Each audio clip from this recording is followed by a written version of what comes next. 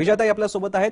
विजयताई, आपण ही सगळी चर्चा ऐकताय, इतर काही निकष कदाचित फार कठीण असेल सुद्धा, गणित किती नीट सोडवता येते किंवा प्रमाण भाषा किती वाचता येते, पण दुसरीत शिकवण्यात आलेल्या काही अतिशय प्राथमिक गोष्टी पाचवीतल्या विद्यार्थ्याला येणं ही काही फार मोठी अपेक्षा नाहीये आणि 64% विद्यार्थ्यांना येते असं प्रथमचा अहवाल सांगतो। उरलेले विद्यार्थी याच्या अर्थ फक्त गळलेले आहेत।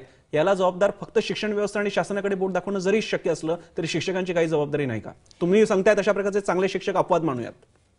नाही, प्रसन्न असं आहे की ह्या बाबतीत शिक्षकांची जबाबदारी निश्चित आहे आणि मी ती मान्य करते पूर्णपणे।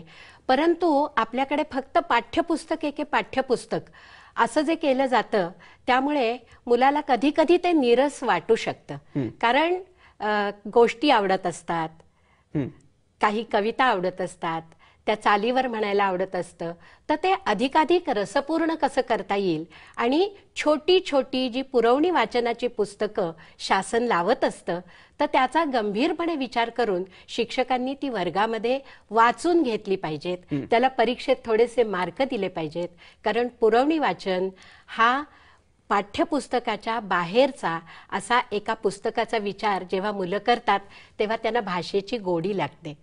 अंकगणिताचं कसं आहे की आता 5वी मध्ये नफा तोटा वगैरे आहे। आता आपल्याकडे जे आदिवासी भागामध्ये शिकवणारे भाऊसाहेब होते तर त्यांनी सांगितलं फार प्रयोगशील शिक्षक आहे, मला त्याचं कौतुक करावंसं वाटतं। आणि आज स्टार माझानी या प्रयोगशील शिक्षकाला इथे बोलावलं, त्यामुळे अनेक आदिवासी भागामध्ये पाड्यावरती शिकवणाऱ्या शिक्षकांना त्यांच्यापासून प्रेरणा मिळेल मला असं वाटतं नक्की। मीही 6वीला गणित शिकवलंय बरं का, 5वीला शिकवलंय, 6वीला शिकवलंय, 10वीला शिकवलंय। तर अशा वेळेला थोडी प्रयोगशीलता असेल तर हे 64% 100% बदलायला मुळीच अडचण येणार नाही। विजयताई, म्हणजे नफा तोट्याचं दुकान मांडा ना। नाही, तुम्ही ही जी आदर्श स्थिती सांगताय ही अपेक्षा खरोखर आहे, पण आता काही वास्तवातले काही असे मुद्दे सुद्धा घेऊयात। म्हणजे मला नंतर स्वातीताईंकडे पण जाता येईल। मोठ्या प्रमाणात हे प्रयोग का होत नाही त्याचं एक कारण दिलं जाते म्हणजे वर्गातली वाढती संख्या। 30 हा खरा तर आदर्श संख्या असताना तिकडे 60 ते 70 विद्यार्थी असतात। अशा शाळांमधून आपण सगळे शिकलेलो असू। आणि दुसरी बाब म्हणजे इतर नोकऱ्यांचे मार्ग बंद होत असताना शिक्षण सेवक किंवा अन्य अशा प्रकारचे जे मार्ग असतात त्यासाठी डीएड बीएड व्हायचं आणि लगेच किंवा डीएड बीएड एमएड व्हायचं आणि लगेच नोकरी मिळवायची, अशा लोकांकडनं कोणत्या कमिटमेंटची आपण अपेक्षा बाळगतोय? मी खरं सांगू का प्रसन्न, डीएड आणि बीएड झालं आणि शाळेत चिकटलं एकदा, आणि ते सुद्धा सरकारी शाळेत किंवा महानगरपालिकेच्या शाळेत, तर त्यांच्यासाठी ट्रेनिंग कोर्सेस असतात ज्याला आपण अपग्रेडेशन असं म्हणतो। परंतु जसं परदेशामध्ये तुमची गुणवत्ता टिकून आहे का, तुम्ही काळाबरोबर आहेत का, यासाठी 3 वर्षांनी प्रत्येक शिक्षकाला परीक्षा द्यावी लागते, तसा दाब आपल्या शिक्षकांवर राहिलेला नाही। तो असायला हवा, कारण मी अद्ययावत आहे असं नुसतं म्हणून चालत नाही। माझं शिक्षण मी मुलांसाठी व्यवस्थित वापरतो आहे की नाही आणि ते अद्ययावतपणे वापरतो आहे की नाही हे प्रत्येक शिक्षकाने बघितलं पाहिजे। आणि त्याला जशी आत्मपरीक्षणाची सवय लावायची आहे त्याप्रमाणे त्याचं परीक्षण होणार आहे ही भीतीही त्याच्या मनात असली पाहिजे, कारण जेव्हा परीक्षा असते तेव्हा अभ्यास आपोआप केला जातो। मला स्वाती तुम्हाला विचारायचं आहे, तुम्ही काय होतं हे तर तुमच्या रिपोर्टमधून लक्षात येते, मात्र त्याच्यामागची कारणं काय आहेत आणि दुसरी गोष्ट याच्यामध्ये तुम्ही नेमकं कुठल्या गोष्टीला की फॅक्टर म्हणून जबाबदार धराल? असरमध्ये प्रत्यक्ष परिस्थिती काय आहे त्याच्याबद्दल बघितलं जातं, त्याच्या मागची कारणं काय आहे हे बघितलं जात नाही। कारण की एकूणच मुलांची चाचणी घेतली जाते आणि त्याच्या मागची कारणं काय असेल। या 64% हा जो आकडा याच्यामध्ये शहरातले प्रमाण किती म्हणायचं आणि हे ग्रामीण अहवाल आहे, असर पूर्णपणे ग्रामीण अहवाल आहे। जसं महाराष्ट्रामध्ये 33 जे ग्रामीण जिल्हे आहेत त्याच्यावर आधारित हा अहवाल आहे। आणि हा कुठल्या सॅम्पल साईज वरती अवेलेबल आहे का? सगळ्या शाळांमध्ये तुम्ही रिसर्च केलेला? नाही, हे रँडमायझेशन पद्धतीने होतं। प्रत्येक जिल्ह्यातून 30 गावांची निवड केली जाते आणि प्रत्येक गावातून 20 घरांची निवड केली जाते।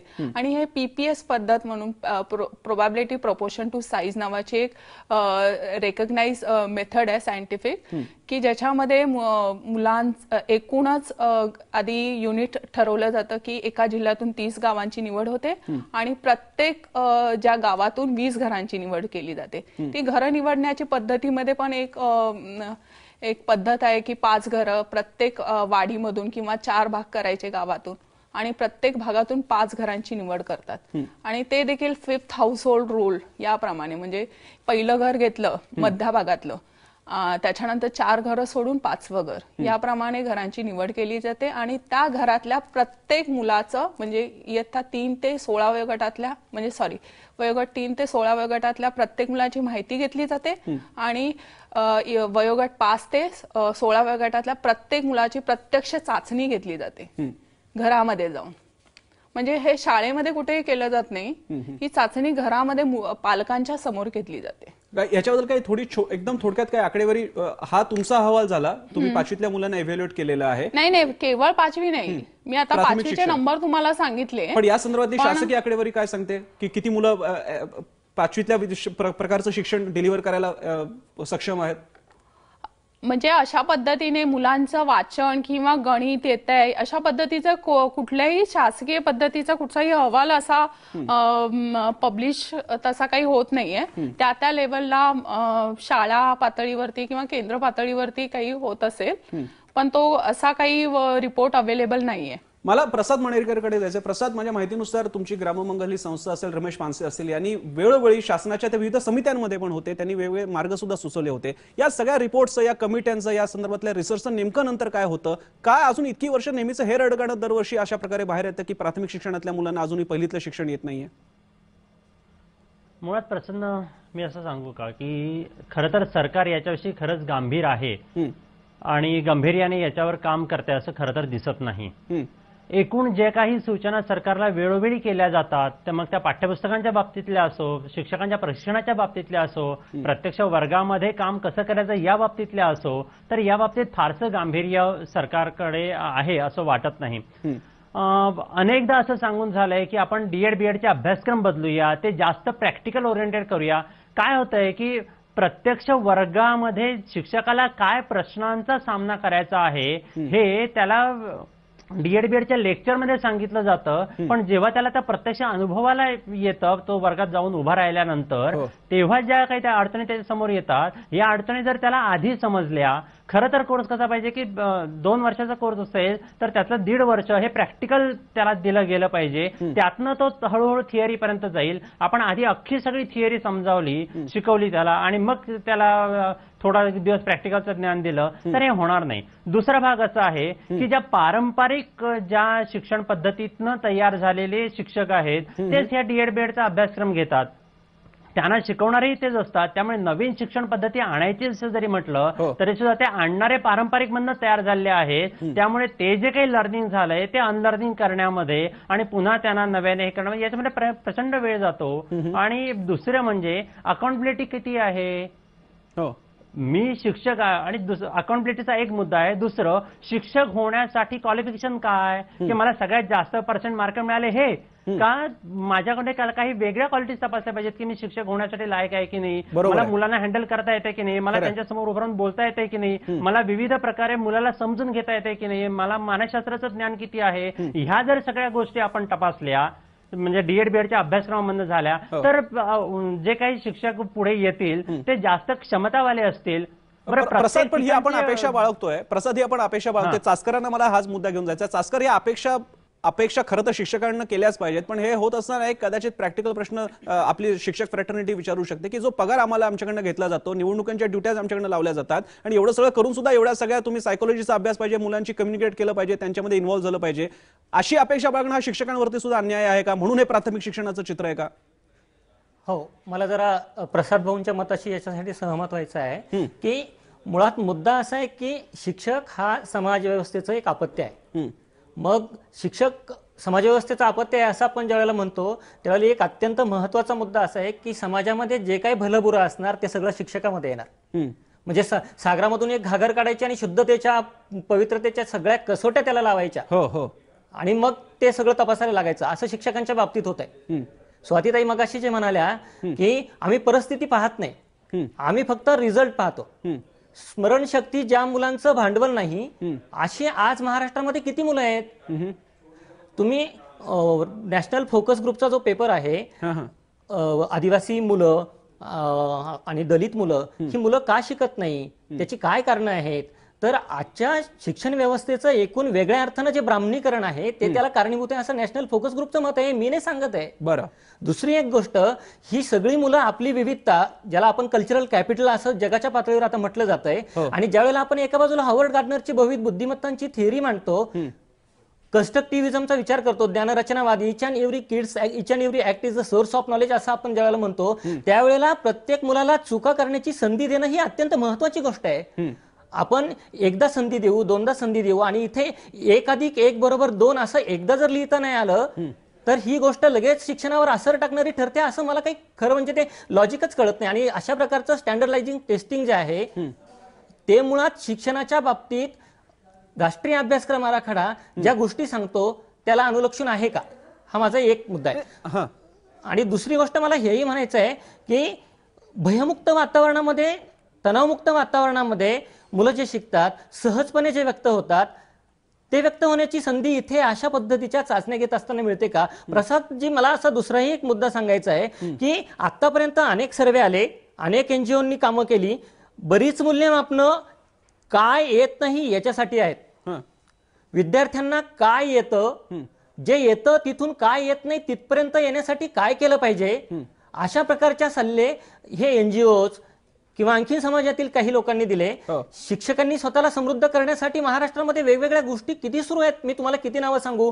आमच्या अकोल्यामध्ये ज्ञानदीप नावाचं एक प्रतिष्ठान आहे, शिक्षकांसाठी चर्चासत्र, कार्यशाळा, अभ्यास सहली, वेगवेगळे फिल्म शो, डॉक्युमेंटरी स्टोरी बघणं, त्याच्यावर चर्चा करणं. आम्ही परवा वर्ध्याला गुणवत्ता म्हणजे काय, मुळात मला या सगळ्या चर्चेत सहभागी झालेल्या सगळ्या मान्यवर लोकांना हेही विचारायचं आहे, किंवा एकूण व्यवस्थेलाच माझा एक शिक्षक म्हणून एक आस्थेचा प्रश्न आहे की गुणवत्ता म्हणजे काय, आणि ती गुणवत्ता जर महाराष्ट्रातल्या शाळेमध्ये वर्गामध्ये आणायची असेल तर त्याच्यासाठी काय केलं पाहिजे. मग मला हेही म्हणायचं आहे की ज्या वेळेला एखादा गवंडी गुन्ह्या, वळंबा, सिमेंट, वाळू कसं वापरावं हे सगळं प्रत्यक्ष कृती करतो आणि ती इमारतची इमारत व्यवस्थित बांधून देतो, आणि इंजिनियरनं कागदावरचा प्लॅन दिलेला असतो.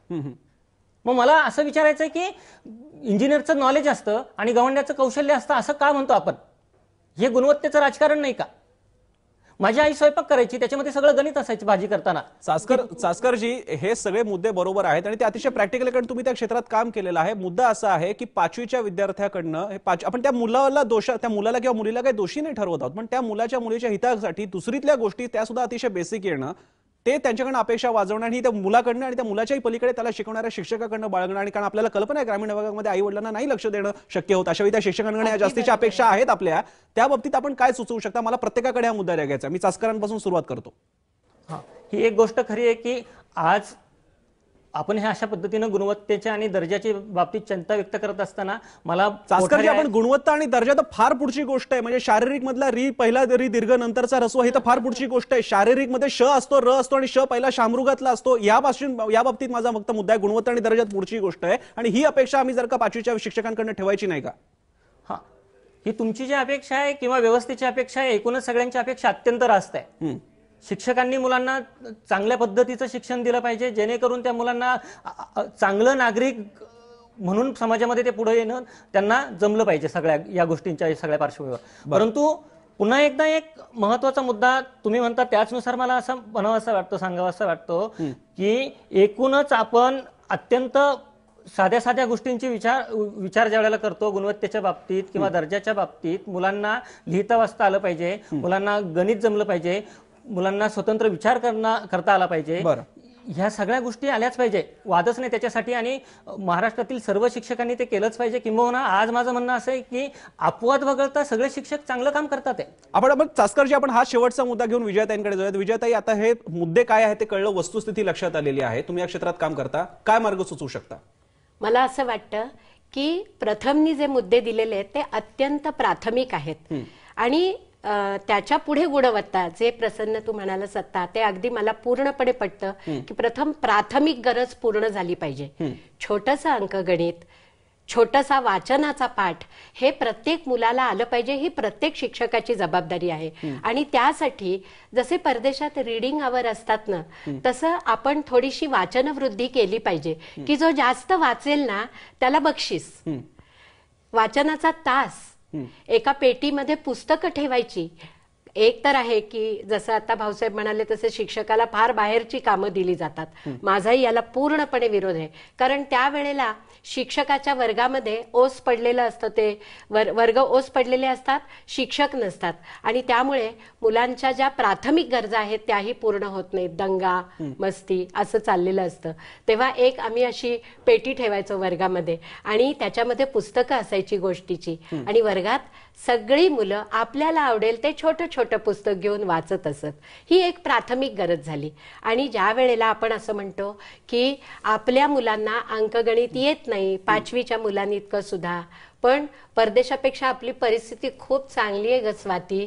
इथे पाढे परवचे घेतले जातात, तिथे कॉम्प्युटर शिवाय मुलाला काहीच येत नाही. विजयताई, आपण नुकतंच पंतप्रधानांनी शिक्षणाच्या बाबतीत आता आपली चायनाशी आपली तुलना असते, त्या तुलनेत आपल्याला बघाव्या लागतील. स्वांत सुखाय राहून आपल्याला चालणार नाही. त्यामुळे कार्यक्रमाच्या शेवटी स्वांत सुखाय आहे असं मला मुळीच म्हणायचं नाही. फक्त काय होतं, आपण एकांगी शिक्षण देतो जे पाठ्यपुस्तकात त्याच्यामध्ये अडकलेलं बदल हवा, खरंय. आहे आणि म्हणून आपल्याकडे संशोधक निर्माण होत नाही. नाही, त्यासाठीच तर प्रकार प्रसाद मणेरकर असतील किंवा आपले भाऊसाहेब चासकर असतील, ही सगळी मंडळी तेच करतायत. अगदी प्रथम सारखी एनजीओ सुद्धा एका अर्थानं तेच काम करते, डोळे उघडण्याचं. या निमित्तानं राजकीय पक्षांना निवडणुकीच्या काळामध्ये किती सीट्स मिळतात, किती आकडा त्यांना मिळतो किंवा किती जातो, याच्यापेक्षा सुद्धा आपल्या घरातली या मुलांच्या शाळांच्या रिझल्टच्या बाबतीतले आकडे जास्त महत्वाचे आहेत. ते महाराष्ट्राच्या करिअरसाठी महत्वाचे आहेत. नाहीतर गमतीने म्हटलं जातं की इकडे टक्के कमी मिळालेले राजकारणात जातात. हे दुर्दैवी गणित म्हटलं तरी वस्तुस्थितीमध्ये दिसतं, तसं दिसून अशी अपेक्षा आहे.